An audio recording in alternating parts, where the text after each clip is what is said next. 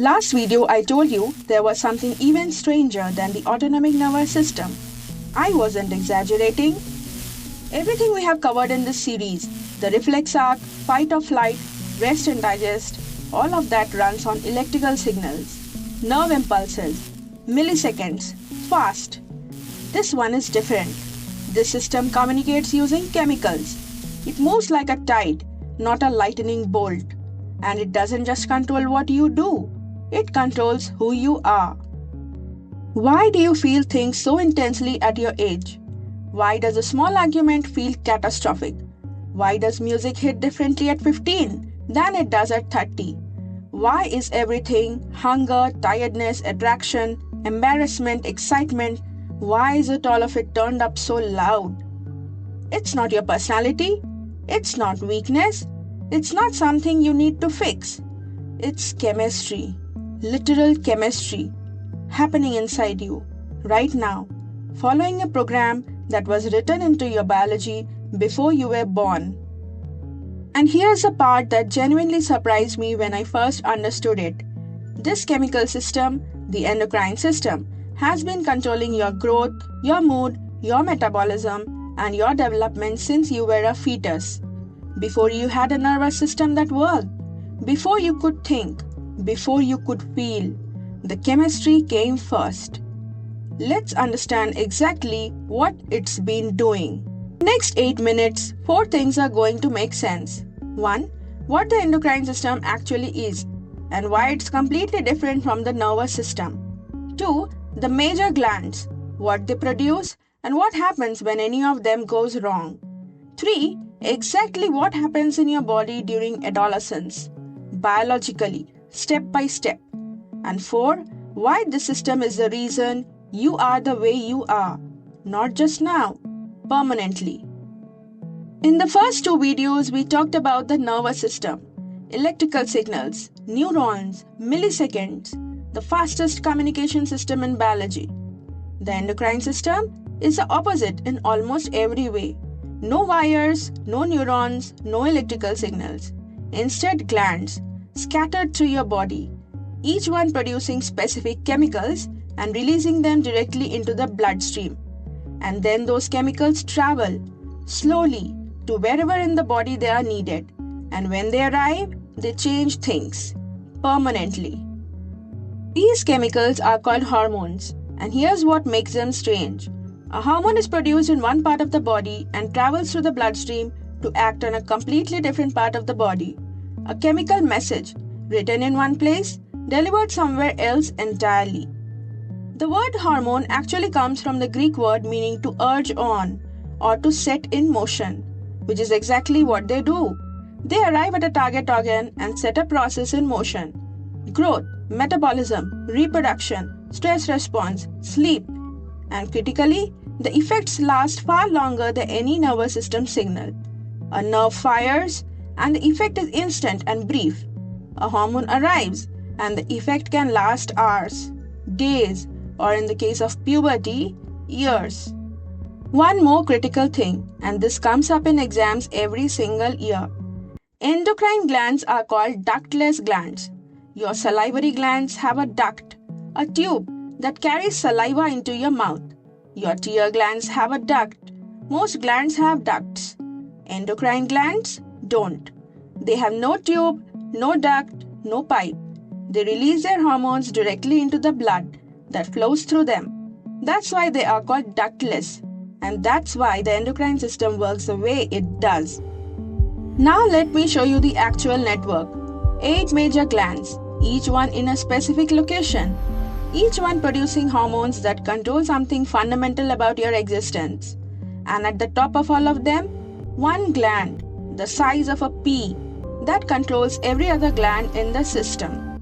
The pituitary gland sits at the base of your brain, pea-sized, and yet it tells your thyroid what to do, your adrenal glands what to do, and your reproductive glands what to do.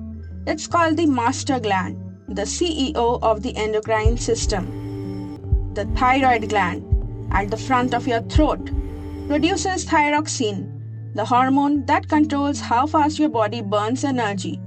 Your metabolism, your growth rate, your body temperature, all thyroid.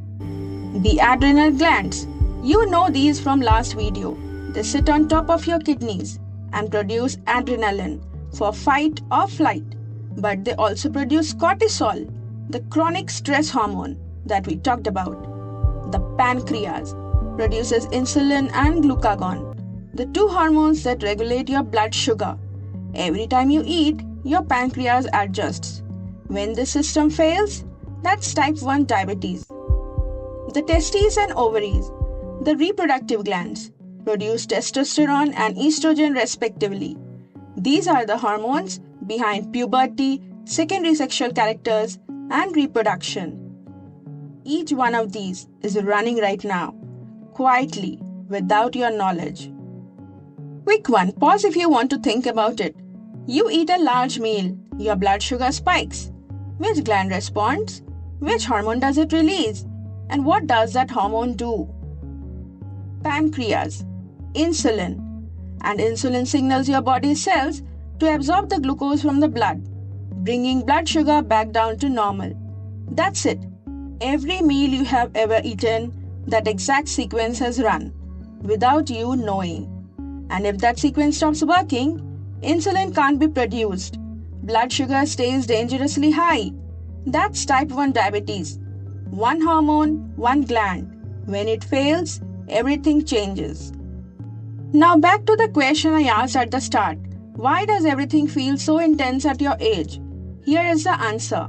Around the age of 10 to 13, the pituitary gland, that pea-sized master gland, sends a signal to the reproductive glands. It's essentially a timer going off. A program that was written into your biology at conception finally activating. The reproductive glands respond by producing sex hormones, testosterone in males, estrogen and progesterone in females. And these hormones then trigger a cascade of changes across the entire body.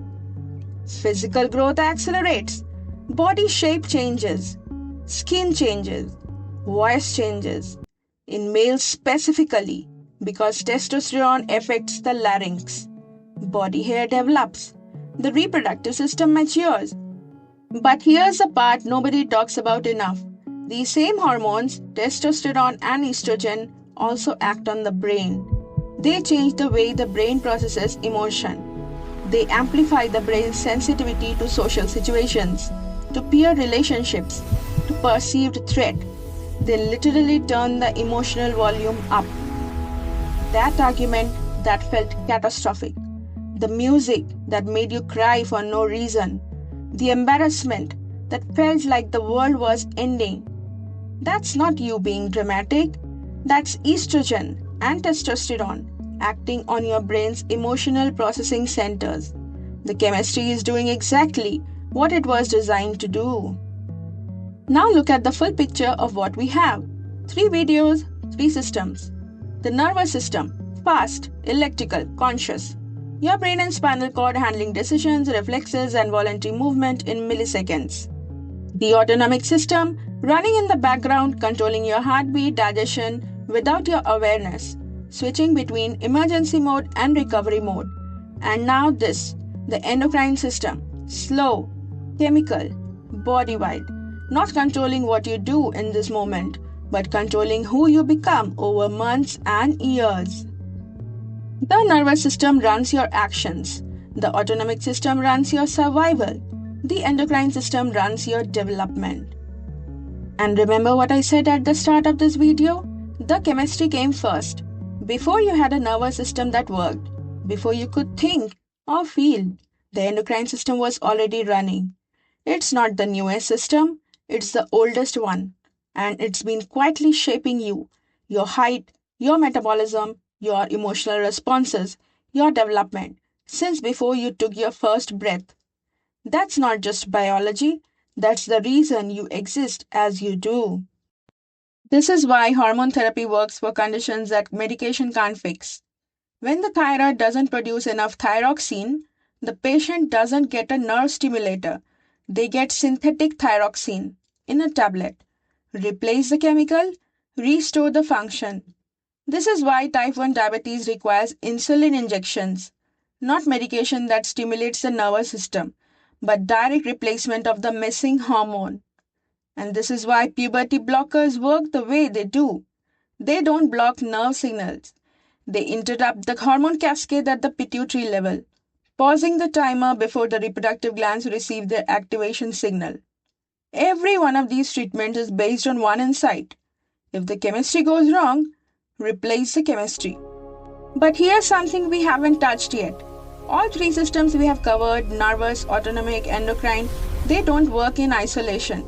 They talk to each other constantly. Your stress response involves all three simultaneously. Your sleep cycle involves all three. The way your body responds to exercise involves all three.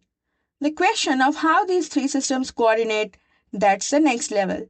And that's where biology starts to feel like a textbook and more like the most sophisticated engineering project in the known universe. Stay curious.